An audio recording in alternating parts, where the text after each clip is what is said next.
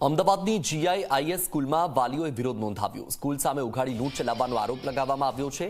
Sports ફીના નામે 6,800 રૂપિયા ઉઘરાવવાનો આરોપ લગાવ્યો। પહેલા સત્રમાં આવી કોઈ ફી વસૂલવામાં આવી નથી। બીજા સત્રમાં ફી વસૂલતા વાલીઓમાં રોષ છે।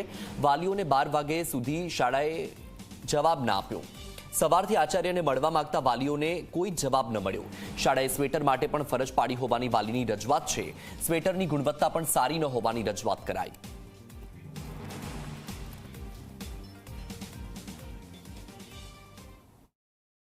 ગોદરેજ વિસ્તારમાં આવેલી જે ગ્લોબલ એશિયન સ્કૂલ છે ત્યાં અત્યારે વાલીઓ વિરોધ કરી રહ્યા છે। વાલીઓ પ્રિન્સિપલના નામે સૂત્રોચ્ચાર કરી રહ્યા છે।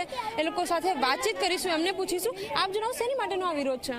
અહીંયા છે ને તે અત્યારે ફીસ ઇન્ક્રીઝ કરી છે મિડ ટર્મમાં। અમને પહેલાંથી કોઈ ઇન્ફોર્મેશન આપવામાં નથી આવી નથી। અમે જ્યારે અહીંયા એડમિશન લીધું ત્યારે નહોતું કીધું કે નહોતું અમને કોઈ પહેલેથી નોટિફિકેશન આપવામાં આવી।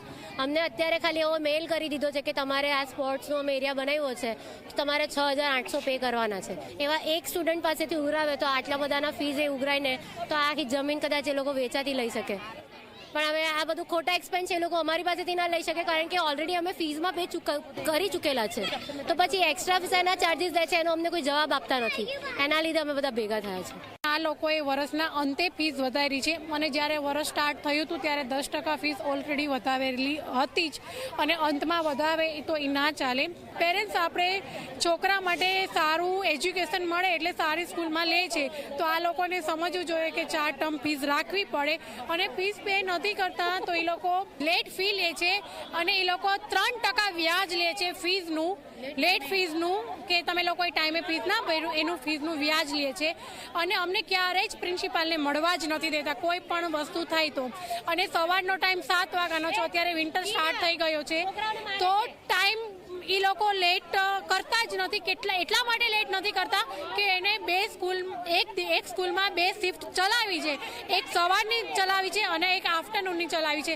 એટલે આ ગ્લોબલ ઇન્ટરનેશનલ સ્કૂલ છે પણ એક બિઝનેસ તરીકે હવે સ્કૂલ ગણાવવામાં આવે છે। મહિને અને 6 મહિને ફીસ માગ્યા જ કરે અને પછી કોઈ ગ્રાફની વસ્તુ હોય છે, સ્ટેશનરીની ફીસ અમે લોકો સ્ટાર્ટમાં જ આપી દીધી હોય છે, તો કંઈક બનાવવાનું હોય છે તો એમ કે તમારા ઘરેથી લઈ આવવાનું છે।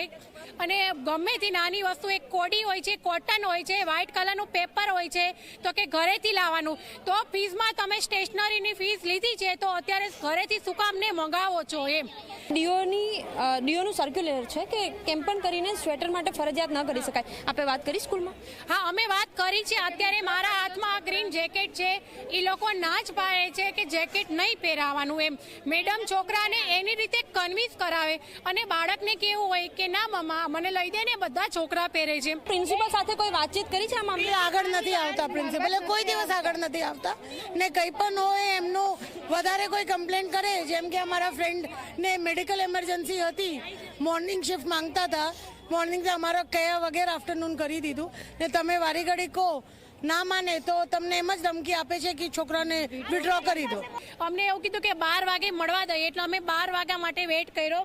પછી 12 વાગે છોકરાનો ટાઈમ થાય છે જવા માટેનો, એટલે છોકરા છૂટી ગયા તો એ લોકો જતા રહ્યા અંદર। તમે જોઈ શકો છો બેક સાઈડ કોઈ બી સ્કૂલનું મેનેજમેન્ટ વાળું નહીં હોય કે ટીચર નહીં હોય, મેડમ ને હોય। ને નવેમ્બરમાં આખી ફીસ લઈ ચૂક્યા છે એ આખા વર્ષની 10 નવેમ્બરની ડેડલાઇન આપી દીધી, જો મોટા ભાગે બધાએ ભરી પણ દીધી છે। પછી એકદમથી નવી ટર્મ આવી ગઈ સ્પોર્ટ્સના નામે। આ લોકો ઇન્ફ્રાસ્ટ્રક્ચર ખડા કર્યું તો પેરેન્ટ્સથી પૂછ્યું હતું ત્યારે નવો રિમાઇન્ડર એમને નહીં કહેવું જોતો હતો।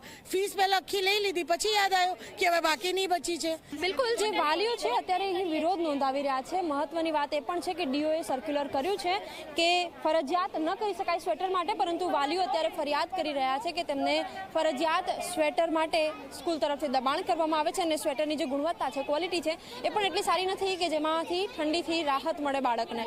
કેમેરામેન તુષાર શાહ સાથે સપના શર્મા, ઝી 24 કલાક, અમદાવાદ।